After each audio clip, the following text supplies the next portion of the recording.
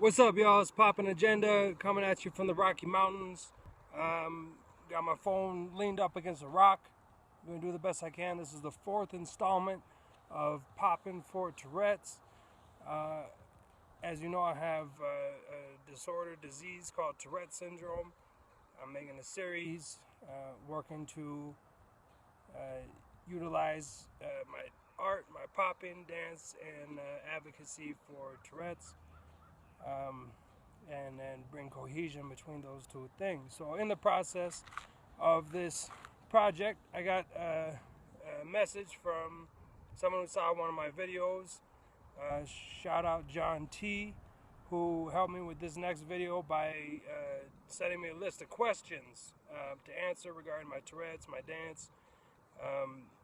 So this is for the fourth installment of Poppin for Tourette's.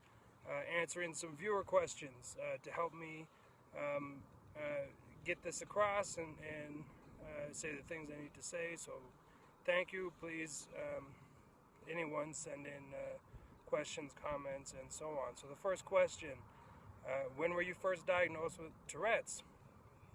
And I was first diagnosed with Tourette's around 12 years old. I first had it about 8 years old. Is common, and I saw some doctors. They're like, "Nah, it's probably just a phase. Give it time." Around 12, we figured out, okay, it's Tourette's. So, second question is do I have OCD, ADHD, ADD, or hypersensitivities with Tourette's? And for those who don't know, there's often a diagram with Tourette syndrome where you see the tics, the movement tics, and the vocal tics.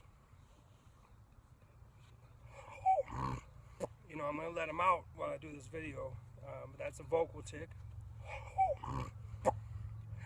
Something like that's a motor tic, right, with your muscles. So there's tics, that's the Tourette's. That's all you need is motor and vocal tics. That makes the Tourette's. And then there's often associated in that, they say a lot of people with Tourette's have OCD, ADD, or bipolar too, or all four.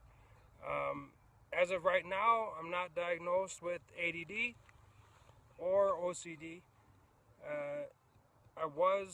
They've played with OCD diagnosis, just trying to get parts of my Tourette's, but I don't feel that that's current.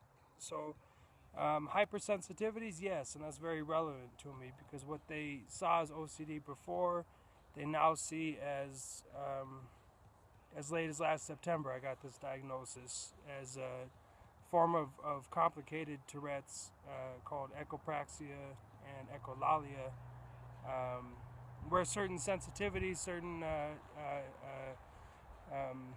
sensory input, sounds and movements and things will make me agitated, irritated, and maybe feel need to mimic those. So that's on a more complicated side of Tourette's, like coprolalia, like we know in the media, where it's cursing and obscenities, and this is something complicated too, where it's inappropriate to mimic people or to be irritated by things that they do, or situations or whatever. I've had hypersensitive issues with windshield wipers while driving, aggravating my Tourette's. So yes, I have hypersensitivities. Third question is, could you describe what hypersensitivities cause discomfort? And yeah, what we decided with three neurologists I sat down with about this echolalia, echopraxia side of my Tourette's. If I don't let it out, the mimic effect, it aggravates my other Tourette's so bad that I have to leave anyway. So those hypersensitivities aggravate my tics, and that one, this one, that got real bad, real bad, and I can't let, I'll start really whipping that, and it's calm down more, but staying away from those avoiding those triggers and those hypersensitivities is important, I'm here in a parking lot up in the Rocky Mountains with my phone on a rock doing this Poppin for Tourette's. So sit cross-legged, whatever. The fourth question was, when did street dancing appeal to you, and why do I enjoy it? And street dancing and hip-hop, and I don't want to get dance terminologies jumbled in with what I'm trying to do with Tourette's advocacy. But at 8 years old, 7 years old, my mom showed me Breaking, the movie. A lot of people got their inspiration from that, and she had been a dancer, and she said, I'd like to take you to go to a class. I said I'd like to do that, and I started training, and that was 8 years old. So I'm coming up on 30, and have a variety of experience. And what I enjoy about it is the aesthetic that attracted me when I was a kid. I saw that and said, I really like that. I want to do that. And I enjoy the feel, the relief, the expression, the outlet, and the connection it helps me build with others, and the bridges it's built, the doors it's opened, and definitely, as a channel for the energy from my Tourette's. I think it's important, this dance, and dance in general, hip-hop as well. The fifth question, how have you channeled some of your tics into your dance routine? And I think the main thing with that is just when I get really, those triggers and things get me real tense. I just, gotta let out that energy, and the healthiest way for me to do it, is just to pop.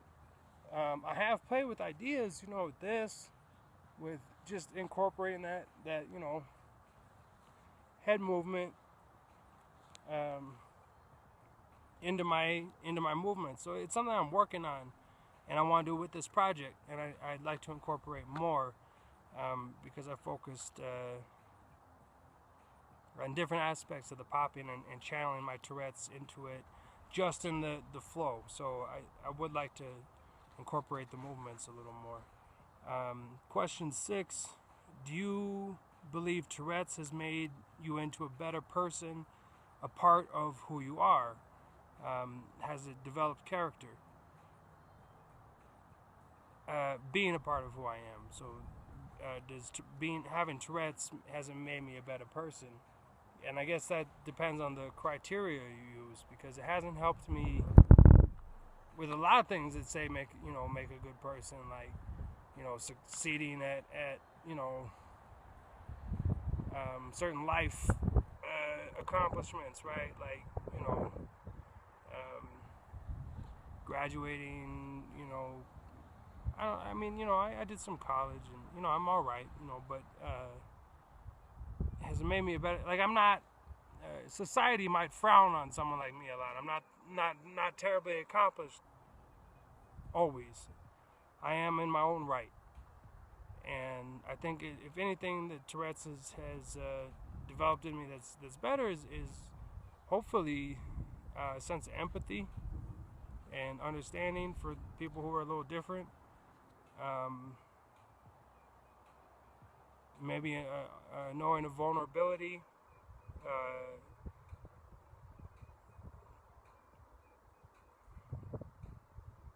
and being able to be human with people. I think it keeps me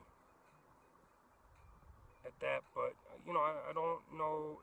It's pain. It's just a constant dose of pain and difference and frustration, and gives you a different outlook, gives you a different experience from a lot of people. So it's rare. So I think it just makes me a little different, and I think that if that builds character, that can have make you a better person. I think I have developed some of those qualities, but I don't know if it's put me in better harmony with society as a whole. If society as a whole sees me as a better person because I have Tourette's, I don't think so. So that's the difference.